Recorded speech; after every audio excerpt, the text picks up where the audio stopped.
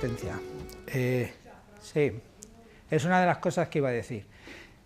Cuando yo estoy hablando, muchas veces me empiezo a meter dentro y voy bajando el tono de voz y no soy consciente de ello. Entonces, si hacéis así, ya es como una colleja. Oye, que te estás durmiendo. Y entonces yo subo el tono de voz, pero no es aposta, es simplemente que me voy conectando y me voy metiendo dentro. Bueno, las gracias por vuestra asistencia, porque yo siempre me he sentido como en casa en Sevilla, me habéis tratado como un rey. Muchas gracias a toda la asociación por abrirme las puertas una y otra vez. Y bueno, gracias al Círculo por abrirnos las puertas a todos. Mirad, es curioso que estaba escuchando a Belén en la presentación y cómo cuando uno escribe una metáfora no sabe cómo va a llegar al público. Uno pretende mandar un mensaje y luego resulta que, como la metáfora es mágica, pues lleva el mensaje implícito de la persona que lo está leyendo, nada más, no el que la ha escrito. Y entonces esa es la magia de la metáfora. Las Sagradas Escrituras nos colmaron de metáforas, a lo largo de la historia se han mantenido vivas precisamente porque eran metáforas, porque eran cuentos. Entonces, la sabiduría de un cuento estaba encerrada en la metáfora y mostraba inocencia. ¿Qué daño nos puede hacer un cuento? Y toda esa sabiduría se ha mantenido ahí a salvo a lo largo de los siglos y ha llegado al día de hoy, al siglo XXI, para transmitirnos todo el mensaje que podía tener ahí escondido. Naturalmente, es lo que estaba diciendo, la interpretación de la metáfora se la dan ¿quién? Nuestro nivel de conciencia, nuestra percepción. No es realidad, como decías de Emilio, sino la verdad que tú quieres ver en una metáfora. Entonces, ¿por qué hablo de esto? O más me has abierto, no pensaba empezar por aquí, pero mira, pues porque yo normalmente no, siempre, cuando comienzo una conferencia o incluso los libros que no son novelados, claro, lo primero que hago es pedir que no os creáis nada de lo que os vaya a decir en este momento, por una cosa muy sencilla, porque esto es mi propia experiencia, es como veo yo las metáforas de la historia. Entonces simplemente comparto esa interpretación. Y algo muy importante, por respeto a vosotros mismos, por respeto a vosotras mismas, porque os voy a hacer una pregunta. ¿Para quién fue más interesante el hecho de que el hombre pisara la Luna? El momento ese en el que Neil Armstrong puso el pie en la superficie lunar y dijo un gran paso para la humanidad. ¿Para Neil Armstrong o para todos los que lo vieron por la tele? ¿A quién se le puso el corazón a 200 pulsaciones por minuto? Para Neil. Fue él el que estaba viviendo la experiencia. Entonces, yo os invito a que no os creáis nada, porque cuando uno se cree algo, dice, que esto es así, y deja de explorarlo por sí mismo.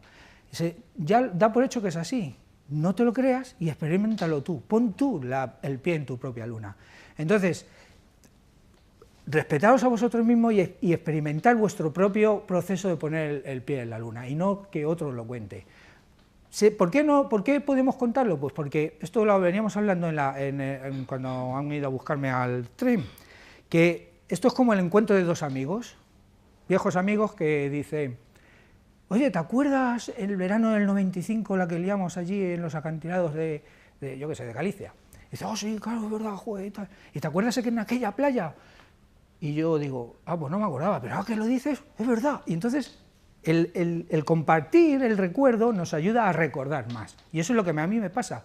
Yo cuanto más hablo, más escribo, más seguro me encuentro de lo que estoy recordando, lo cual no quita que sea verdad, porque el primero que se cuestiona cada una de mis palabras soy yo. Cuando salgo por esa puerta, salgo diciendo, Fran, ¿tú te crees lo que dices? Porque podemos caer en la complacencia. Si damos por hecho que es así, pues entonces uno se pone así, bueno, si resulta que al final tengo razón. Y caemos en la complacencia y la complacencia estanca. Y cuando algo se estanca, entonces, la segunda opción por la que os pido, la segunda motivo por el que os pido que no os creáis nada es porque a mí me dais la libertad de hablar de otro nivel de mí. Si yo estuviera aquí para convenceros de mi experiencia, pues estaríamos en una lucha de egos, que precisamente es lo que venimos a hablar un poquito de ello, y entonces intentaría convenceros y vosotros os pondréis a la defensiva y sería ahí una lucha de poder a la cual yo no me voy a enfrentar y no quiero, la perra gorda es para quien la quiera. Entonces, a mí me dais la opción de hablar más de mí, esa sensación de que me voy metiendo dentro y que voy bajando la voz, pero que ya me avisáis, ¿vale? Bueno, gracias. La historia es, estamos en un momento clave, lo han dicho todas las civilizaciones importantes de las que tenemos noticia, y no solo personas físicas como podría ser, yo que sé, Nostradamus, sino civilizaciones enteras que han hablado de estos acontecimientos. Hay un mensaje que nos dejó Jesús, vamos a ver, yo hablo desde la perspectiva crística por resonancia energética, lo cual no significa que podamos sustituir esa etiqueta por búdico, por nirvana, por tocado por el gran espíritu, porque es la misma energía, es siempre el mismo estado de conciencia, simplemente es etiqueta cultural. Yo me manejo mejor, más cómodo con la crística, y es de ahí de donde hablo. Y Jesús fue uno de los representantes del Cristo en la tierra, también lo fue Buda, Siddhartha, en su momento, o lo fue Maitreya. El caso es que Jesús nos dejó una serie de mensajes ahí, no dejó nada suelto, puso todas las piezas en el puzzle. Y una de las cosas que hizo, se valió de su apóstol Pedro. Pedro yo lo tenía siempre así como un poquito, el apóstol así rarito, y todo lo contrario que Judas. Yo sentía devoción por Judas por el acto de amor incondicional que llevó a cabo, de llevar a la cruz a la persona que más amaba en el mundo. ¿Por qué? Porque tenía que ser así. Cuando yo tenía esa sensación con Pedro, hasta que un día me di cuenta de que Pedro también llevó a cabo su sacrificio. Pedro también tuvo su momento importante y su impronta que nos dejó un mensaje importantísimo que para mí es de vital importancia. ¿Qué hizo Pedro? Lo más significativo de Pedro, aparte de ser la piedra sobre la que se formó la Iglesia. Cuando Jesús le dijo, antes de que cante el gallo, me traicionarás. No me traicionarás, renegarás de mí 3 veces. Os voy a hacer una pregunta. Cuando Pedro le dice, oye, ¿tú ibas con el rabí? Y él dice, no, te estás equivocando, yo no era. ¿A quién estaba traicionando? ¿A Jesús o a sí mismo? ¿Qué estaba pasando con Jesús horas después? Jesús, horas después, estaba alcanzando el estado crístico en la cruz, porque se entregó y se inmoló, se entregó a la experiencia y no luchó contra ello, se entregó y alcanzó el estado crístico. Pedro, ¿qué vivió? El resto de su vida calcomido por la culpa, vivió calcomido por la decepción hacia sí mismo, con ronchas en los ojos por llorar, y terminó forjándose él mismo, se buscó un final tan trágico como el de Jesús, porque también fue crucificado. Él mismo forjó ese destino como castigo, autocastigo, por el sentimiento de culpa, y de forma más dramática porque encima fue crucificado boca abajo. O sea que tenía que ser más doloroso que la del rabí, porque él mismo se lo provocó. Pero ¿cuál puede ser el mensaje que nos dejó Jesús y Pedro en ese acto de amor incondicional hacia nosotros, por parte de Pedro? Pues nos estaba avisando de que ahora que estamos ante el amanecer de un nuevo día, en este momento que está cantando el gallo, porque si escucháis lo dicho, por ejemplo, por los mayas, del amanecer galáctico que está a 30 días, no sé las cuentas, 32, 33 días, sería curioso que fueran 33 desde hoy. No lo sé, luego echamos cuenta. Echamos cuenta. 33 días o 32 días vista de que el Sol del nuevo día galáctico aparezca un evento astronómico que se da cada 26.000 años. Y somos testigos de primera fila de ese momento. ¿Qué nos decía Pedro y Jesús en ese momento? ¿O qué creo yo que veo ahí? Que nos está diciendo, cuidado, en el amanecer del nuevo día, cuando cante el gallo, podéis caer en la tentación de negaros a vosotros mismos. Que, mira, se me ponen los pelos de punta, lo siento. Que estamos ante el momento de decir, vale. O ante el momento de decir, no, yo no soy. Que la segunda venida del Cristo, la prometida segunda venida del Cristo, no es Jesús que va a decir, hey, que estoy aquí otra vez, que es el estado de conciencia que él alcanzó, el que vamos a alcanzar nosotros, que va a surgir de nuestro corazón la semilla crística que nos va a llevar a ese estado de conciencia crístico al que alcanzó Jesús. Pero que estamos ante el peligro de decir, no, que estoy entrando en miedo, como Pedro, no, tenía miedo. ¿Quién puede juzgar a Pedro? Que no hay piedras por aquí, pero que le tire este plato, el primero que pueda tirarle este plato a Pedro por hacer lo que hizo. ¿Quién de vosotros no ha tenido miedo alguna vez en vuestra vida? ¿Quién de vosotros no ha traicionado alguna vez o ha mentido? Yo, el que más. Yo levanto las dos manos. O sea, no podemos juzgar a Pedro, porque además nos dejaba ese mensaje, que estamos ante ese evento. Podemos traicionarnos a nosotros mismos simplemente por dar la espalda a lo que está aconteciendo, y es mantenernos atentos y no vibrar en el miedo, sino vibrar en la confianza. La confianza en la que Jesús, cuando le cortan Pedro la oreja al soldado, le dice, estate quieto, que esto tiene que ser así, y le pega otra vez la oreja al soldado, que es que no, que te estés quieto, que hay que ir para allá y entregarte a ese momento. ¿Y qué es lo que va a pasar? ¿Qué es lo que va a pasar? Está escrito en el Apocalipsis. En el Apocalipsis está escrito también todo. Una de las cosas más significativas del Apocalipsis es cuando habla de la Nueva Jerusalén. La Nueva Jerusalén no es que sea la nueva ciudad de Jerusalén reconstruida. Juan habla, dictado supuestamente por Jesús, de una ciudad de cristal, de luz, de prosperidad, de abundancia, de luminiscencia. La Nueva Jerusalén cristal. Está hablando, a mi modo de entender, de un estado de conciencia, del nuevo estado de conciencia del ser humano. Y si prestéis atención, está en el Apocalipsis escrito, la Nueva Jerusalén se sustenta sobre 12 pilares. Y cada pilar lleva un nombre, el nombre de cada uno de los 12 apóstoles, está incluido Judas y Pedro. 12 apóstoles, 12 pilares que llevan su nombre. Cada pilar, para entrar a la ciudad de la Nueva Jerusalén se entra por 12 puertas. Cada puerta está custodiada por un ángel, 12 ángeles. Y todas ellas dan acceso a la Nueva Jerusalén, que por cierto las medidas son 12 por 12 yardas o algo así, no sé cuál es la medida, pero es 12 por 12, 144, ¿suena la medida? 144.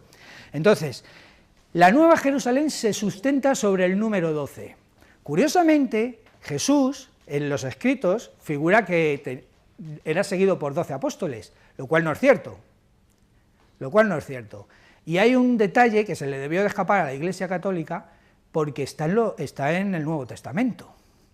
Hay un detalle en el que una carta de los Corintios pregunta, no se la cita, está en el libro, luego si queréis la buscamos, pregunta, oye, ¿y no tenemos nosotros el mismo derecho a ser acompañados por nuestras esposas, al igual que los apóstoles, hermanos del Señor?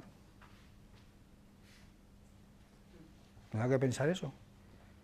O sea, que los apóstoles iban acompañados de sus esposas.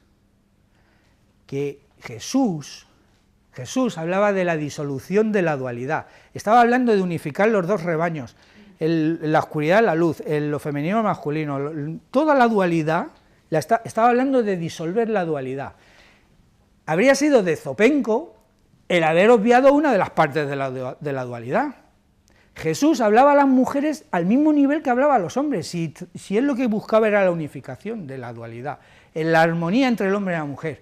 ¿Por qué iba a defenestrar el papel de la mujer?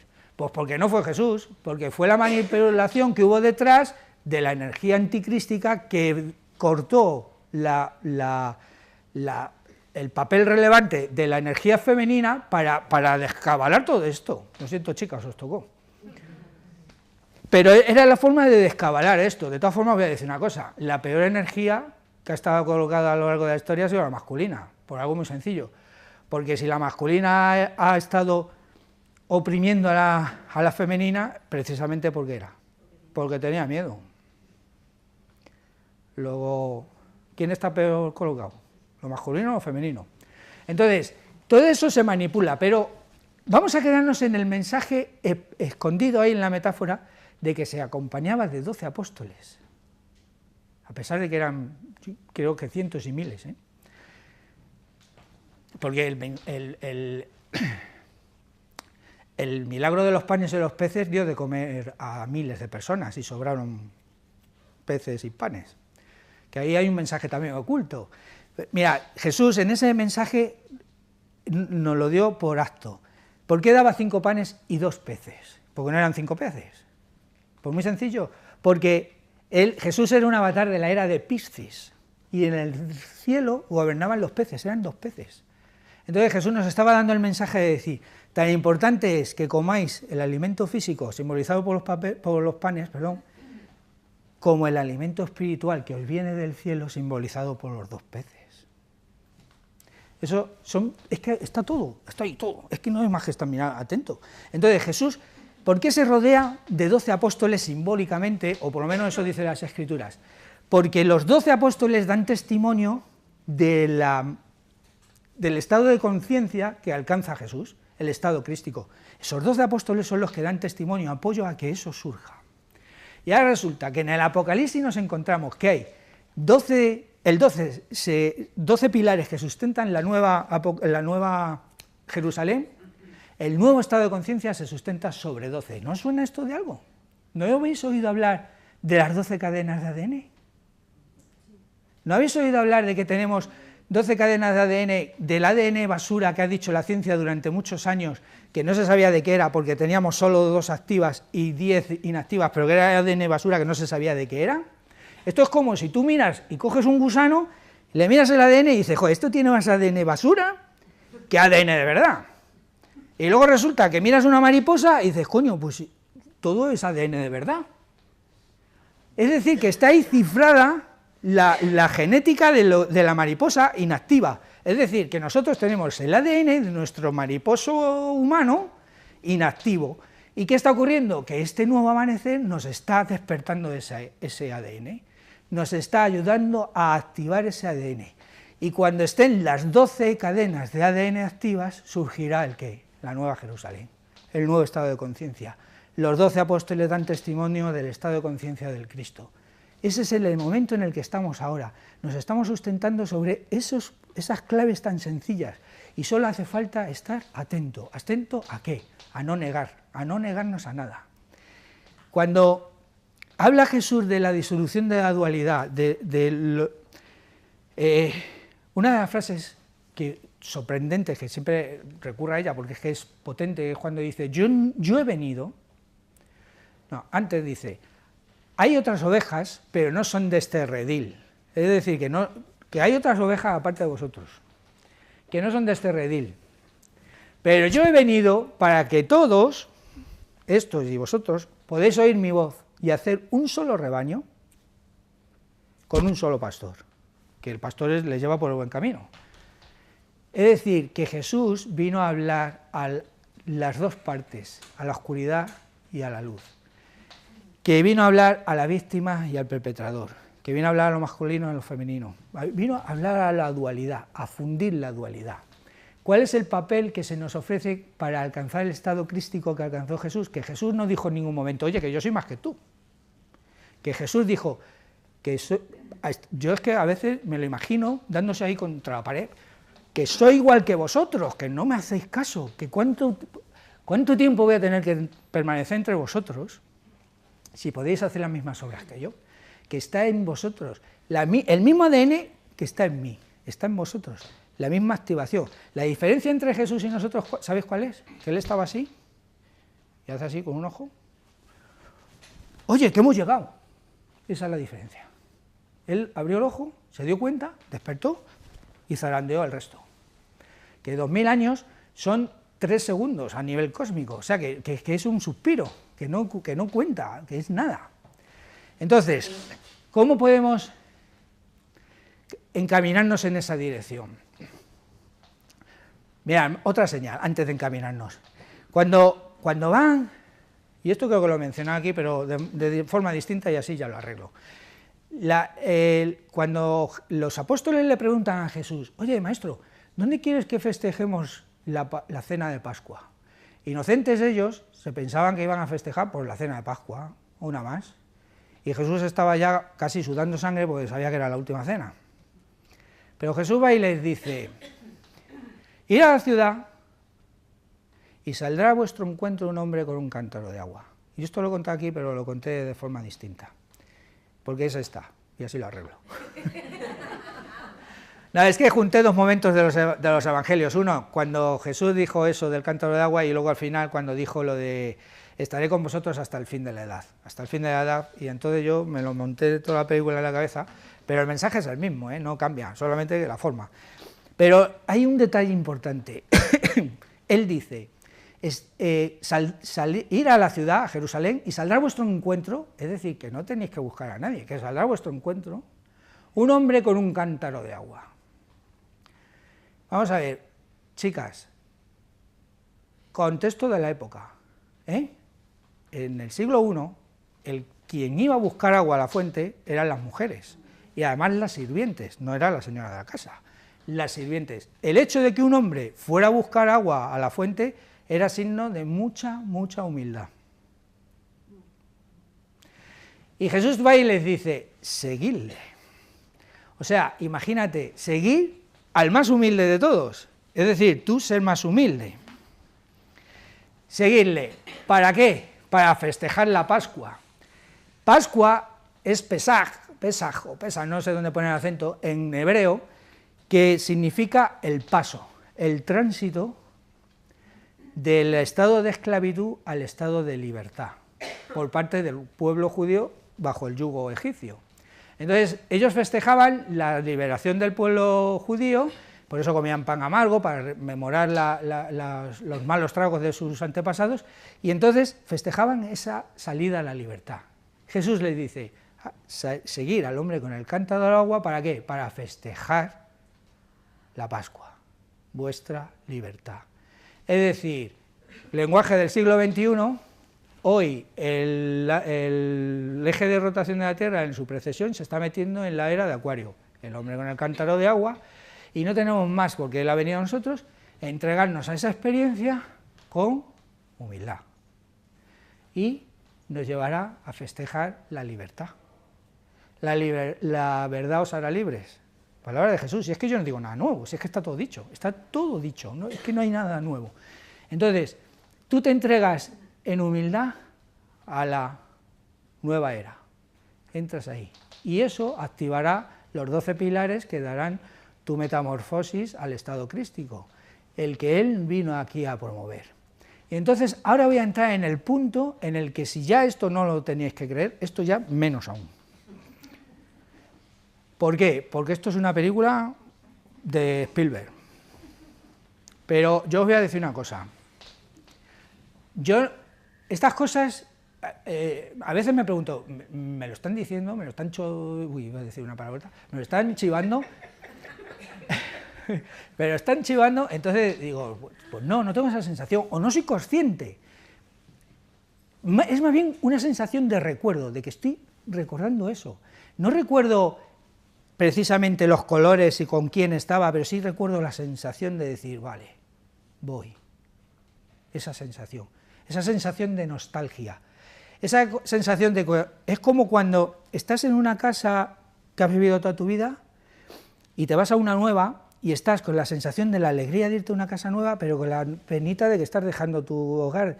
Es esa mezcolanza de sentimientos, ¿no? Entonces, esa nostalgia, esa ilusión por algo nuevo. Y yo recuerdo esto, yo lo comparto, y si os sirve, bien. Yo lo que recuerdo es que los que estamos aquí, que los que vinimos aquí junto con avatares como Siddhartha, Jesús, Teresa de Jesús, Amma, que la tenemos encarnada ahora mismo, o yo qué sé, Babaji, todos estos personajes crísticos que vibran en un estado de conciencia superior, que vinimos con ellos, que solamente han abierto el ojo un poquitín antes que nosotros, no somos los pequeños, que nos hemos creído que nosotros somos almas nuevecitas que necesitamos del apoyo de los ángeles, de los extraterrestres, de los maestros ascendidos, para despertar en nuestra espiritualidad y en nuestro amor. Que no, que es al revés, que nosotros estamos aquí por un acto de amor incondicional por parte nuestra, por un acto de entrega tan grande como la que mostró Jesús, por ejemplo, en la cruz, que estamos aquí porque Había un lío tan tremendo en el universo de la dualidad que el único modo de ponerle fin era haciendo algo distinto.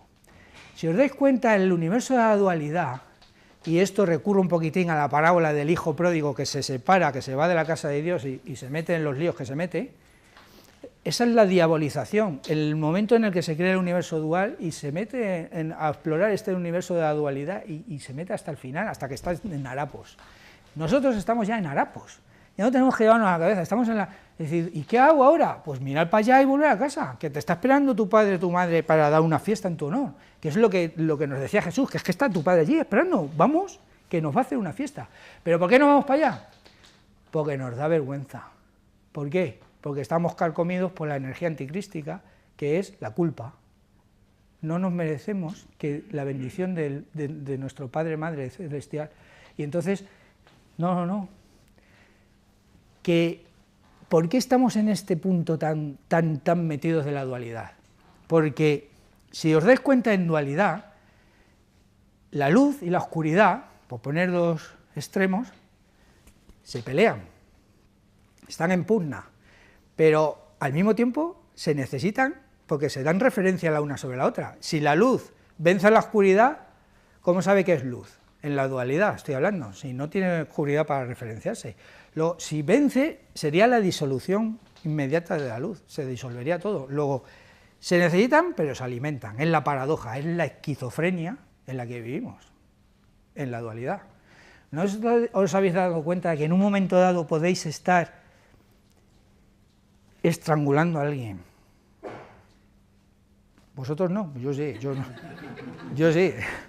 Y en otro momento dado, poder incluso llegar a entregar tu vida por un desconocido, porque se está muriendo y es que ni te lo piensas, te lanzas al río a salvarle. Que eso no es de locos, no es de estar tarados, de esquizofrenia dual. Pues ahí estamos.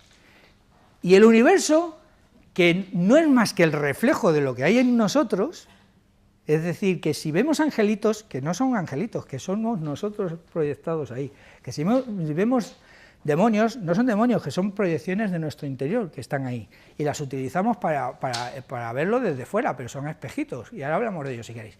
Entonces, hubo una especie de acuerdo entre la luz y la oscuridad, y decir, oye, vamos a hacer algo distinto, porque el hijo pródigo llega un momento que dice, oye, que ya quiero volver, pero ¿y ahora qué hago? Pues me tengo que poner de acuerdo conmigo mismo, entre superar mis vergüenzas y mis culpas, y mi afán por volver a la luz, o volver a la casa divina. Entonces, ese encuentro se tiene que dar en mí, se tiene que fundir en mí, y extrapolado al universo es la luz y la oscuridad que dicen, oye, mira, vamos a poner de acuerdo porque si hacemos A más B, vamos a obtener C, vamos a hacer algo distinto. Tenemos que hacer algo distinto, y ese algo distinto, ¿qué fue?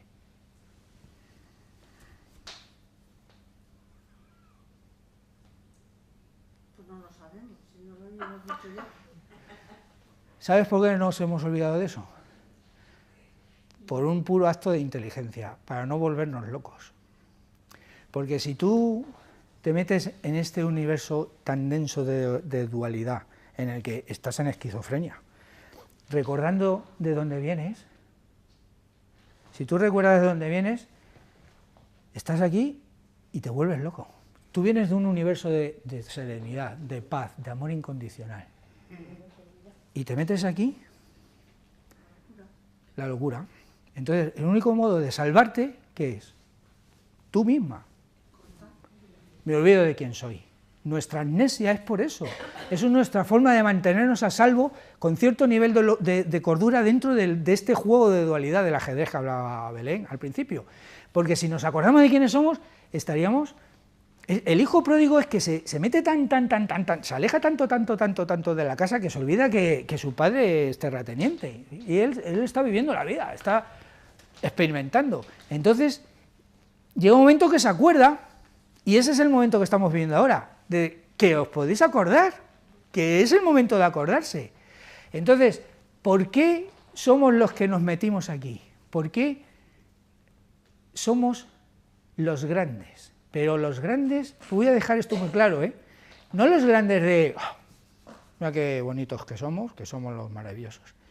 Todo lo contrario, que somos los grandes en la medida que nos hacemos pequeños. que somos grandes en la medida que servimos, que somos grandes en la medida que nos entregamos, que somos grandes en la medida en que nos inmolamos, en la medida en que el héroe se hace héroe porque se entrega, se inmola y se sacrifica, no es sacrificio, es que se entrega a lo que ocurra. Entonces nosotros, llegó un momento en que se creó este mundo, por así decirlo, una serie de mundos como el planeta Tierra, en el que se dijo, vamos a hacer esto, a buscar las pautas para hacer ese algo distinto de que sea A más B, para que sea A más Z y obtener otra cosa distinta. Vamos a buscar el factor Z ese y vamos a generar una serie de mundos como el planeta Tierra, que no es el único, pero bueno, estamos aquí nosotros. Entonces, se necesitan representantes que se puedan meter ahí. Y entonces ahí es cuando aparecemos los toreros, que yo voy. Que esto pecamos de listillos, porque esto dijimos, bueno, esto en 2 encarnaciones lo solucionamos. Esto en 2 o 3 apañado. No sé, ¿cuántas llevaremos aquí metidas? Que no, que se complicó mucho la cosa, pero a lo que voy es que lo que ahora no es que se nos exige, se nos pide, porque es que el universo no te pide nada. Tú mismo te entregaste a esta aventura para venir a buscar la semilla de qué. ¿Qué es ese factor distinto que necesitamos para romper la lucha de la dualidad? Venimos a buscar la semilla de la compasión. Si os dais cuenta, Jesús no hablaba más que de compasión. Si os dais cuenta, Siddhartha no hablaba más que de la compasión. Si os dais cuenta, Teresa de Jesús no hablaba más que de compasión. ¿Y la compasión cómo surge? Cuando dejas de juzgar.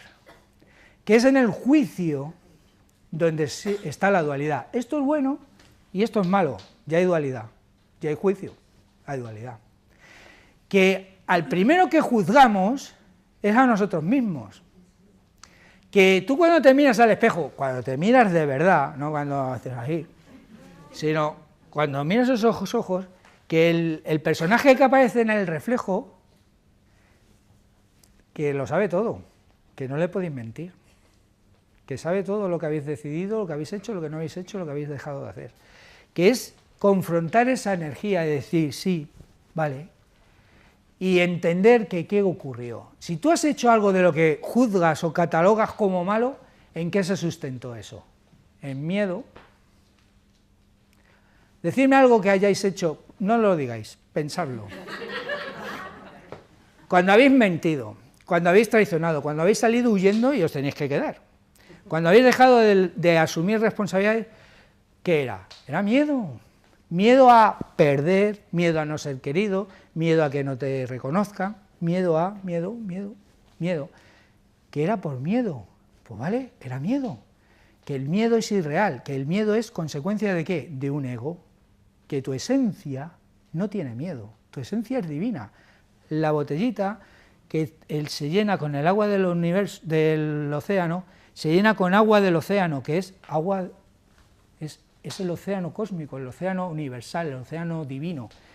Y la botellita es el ego, es la mentira, la falacia que nos hace sentir separados del universo que somos.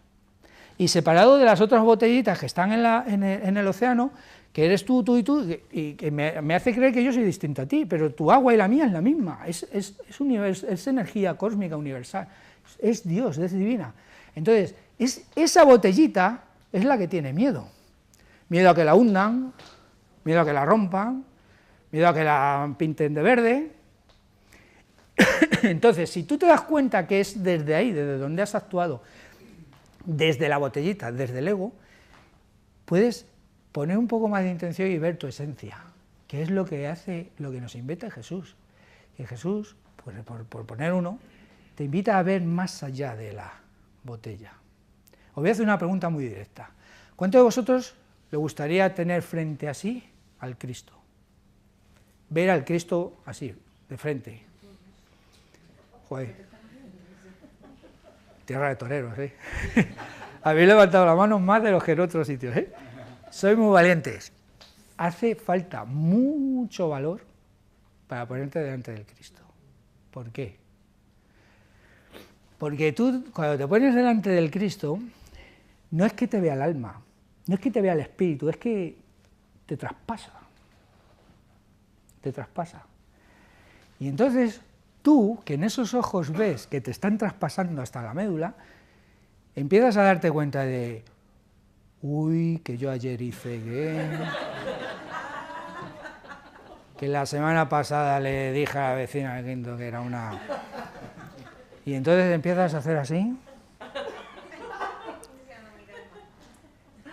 Y si te das cuenta, el Cristo te está mirando, pero Él no te juzga, porque Él es inocencia. Y como es inocencia, no puede ver más que una cosa, inocencia. Solo podemos ver lo que llevamos dentro. Y el Cristo solo puede ver inocencia. Entonces, Cristo quita la botella y ve el agua que hay dentro y dice, es pura inocencia, como yo, sin energía crística. Y te está viendo así, pura inocencia. Pero eres tú quien te juzga. Tú te estás juzgando. Es que yo he hecho esto. Y entonces eres que... Repito la pregunta. ¿Quién quiere ver al Cristo? ¿Cuántas veces os habéis puesto así a alguien de confianza y le habéis empezado a contar una mentira, o sea, para salir del paso? Y le están mirando a los ojos. Y hay algo mágico ocurre. Y ves en el brillo de sus ojos que dice, ¡pling! Te he cazado. Y tú dices, ¡pling! Me ha cazado. O eres muy cínico, muy cínica, para mantener la mirada ahí, o terminas mirando para otro lado. Porque hay una conexión muy profunda en el que ya no hay, ya es transparente todo.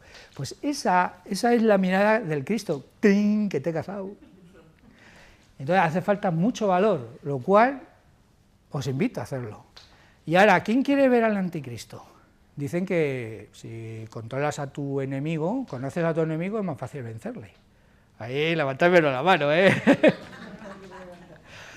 Gracias. El anticristo nos invita a entrar en vibración de miedo, nos lleva al estado de culpa, de no merecimiento, y eso nos mete en la nube oscura de no merecimiento. Avisadme con 10 minutillos, por favor. 10 minutos me quedan, hostia. 2. Bueno, entonces, ¿cuál es la única historia para superar esto? Pues darte cuenta que el Cristo y el anticristo, para verlo, no hay más que mirarse al espejo. Que el Cristo y el anticristo están aquí. Que somos nosotros, lo que estamos proyectando fuera ese universo de dualidad que está aquí en el corazón, que es aquí donde se tienen que dar las claves, que es aquí donde tenemos que asociar y donde tenemos que vencer. Y la única modo que tenemos es, cuando nos metimos en este juego de dualidad necesitábamos un representante que para jugar dentro del juego, el ajedrez, la fichita del peón, es el ego. El ego es nuestro representante dentro del juego, que el ego es el que me dice, oye, que me pone a salvo, es el que me mantiene vivo en el juego, el que me mantiene en mi lugar, defendiendo mi casilla, y cada uno el vuestro. Cuando renuncias, cuando Jesús dijo, los últimos serán los primeros, cuando renuncias a defender tu casilla del puesto, cuando te vas disolviendo, que no soy yo esto, que ni siquiera soy el jugador, que ni siquiera soy el observador, que soy mucho más que todo esto. Cuando vas renunciando a eso, eres el más humilde de todos, el que te vas disolviendo y el que entra primero en el reino de los cielos porque alcanza ese estado de serenidad y de no estoy en lucha, que estoy asociando que no hay nada ni bueno ni malo, que es el juego, que me disuelvo. Que Jesús dijo, el que quiera seguirme, que renuncie así, que renuncio a estar aquí, renuncio a luchar. Es que Jesús podía haberse librado de la cruz con solo hacer así, que renuncie así, coja su cruz y me siga. Coger la cruz, ¿qué es? La responsabilidad. Tenemos que coger nuestra responsabilidad ante lo que estamos haciendo y ante las decisiones que hemos tomado en nuestra vida. Que todas las decisiones que hemos tomado las hemos sustentado en miedo o en amor. La mayoría en miedo. Y todo lo que hemos hecho ha sido consecuencia de ese miedo. Si asumimos nuestra responsabilidad ante lo que hemos hecho por un lado y nos ponemos a compensar esa responsabilidad y por el otro lado admitimos nuestra propia inocencia, estamos entrando en un estado de compasión con nosotros mismos.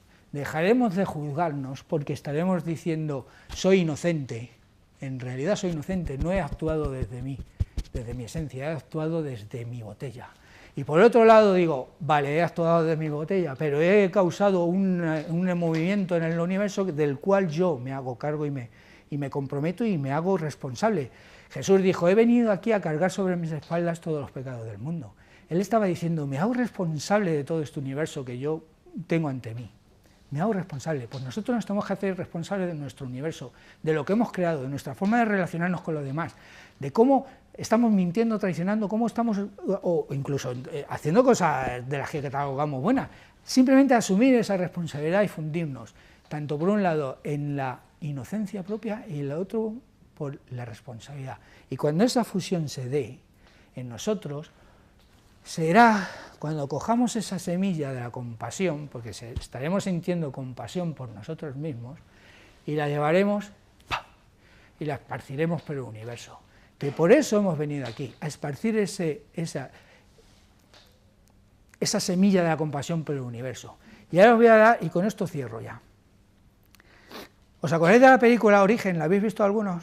La película Origen de un sueño en otro sueño, los niveles del sueño, que el protagonista duerme 5 minutos y en el sueño han pasado horas, pero que si ese se duerme y en ese segundo nivel de sueños pasan semanas y en el tercero pasan años. Pues esto es lo mismo. El hijo pródigo se separó de la casa de Dios, se fue alejando, se fue alejando, se fue alejando, se fue alejando en niveles, más niveles y más niveles y más niveles, y hemos llegado al nivel de esta densidad tan profunda de dualidad, y lo que aquí transcurre millones de años, si va subiendo por los niveles de atención hacia la divinidad, llega un momento que es un instante. Es decir, que en este universo de fractalidad todo está ocurriendo al mismo tiempo, todo. Los universos paralelos de la física cuántica, tus yoes paralelos, todo se está dando en este instante, y toda esa experiencia la está teniendo Dios aquí, en un instante de continuo presente. ¡Ping! Que ese es el estado de meditación, el que nos invitan los avatares, de ir hacia atrás, ir alejándote de este juego de dualidad, de tu ego, de estar peleado ahí en la dualidad, e irte asociando y elevando hacia lo que sería la conciencia crística que te va acercando hacia la conciencia de Dios, en el que todo está bien, todo es al mismo tiempo, no hay tiempo. Vosotros tenéis aquí a Emilio. A Emilio nos ha contado cuando estuvo clínicamente muerto que pasó toda su vida, pero lo curioso es que no pasó en película, sino que fue todo a la vez, eso lo cuenta él.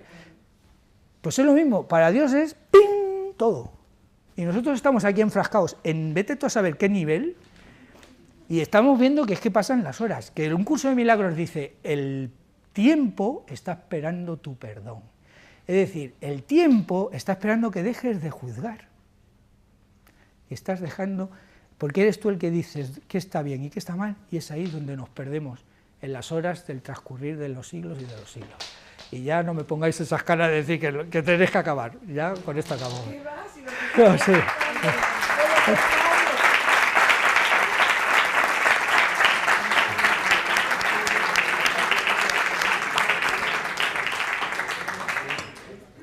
Os voy a decir una cosa. No, os digo una cosa.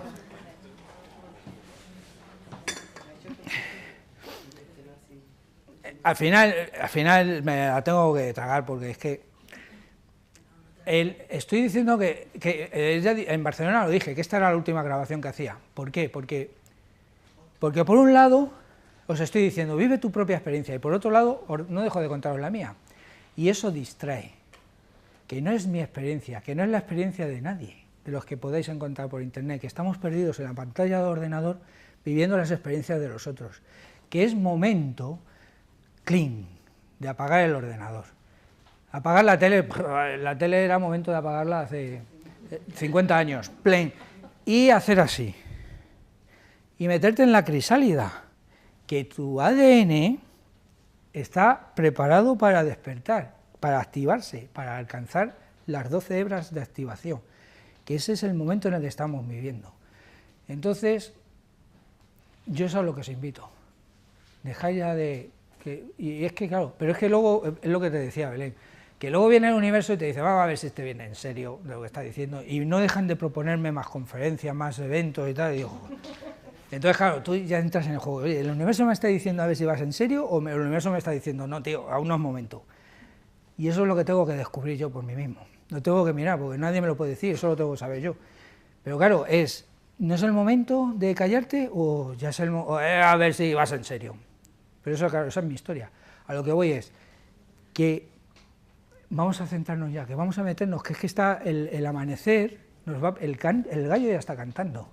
Y para vibrar en la confianza no hay que estar con la atención fuera, hay que estar con la atención dentro, que es aquí donde alcanzamos, que es aquí donde vas a encontrar las respuestas, que todos, absolutamente todos, venimos de la misma fuente, y todos llevamos el mismo agua, que las respuestas no están en el agua del otro, que las mismas respuestas que están en el agua del otro están en tu agua, que vienen de la misma fuente, que es aquí donde yo os invito a mirar,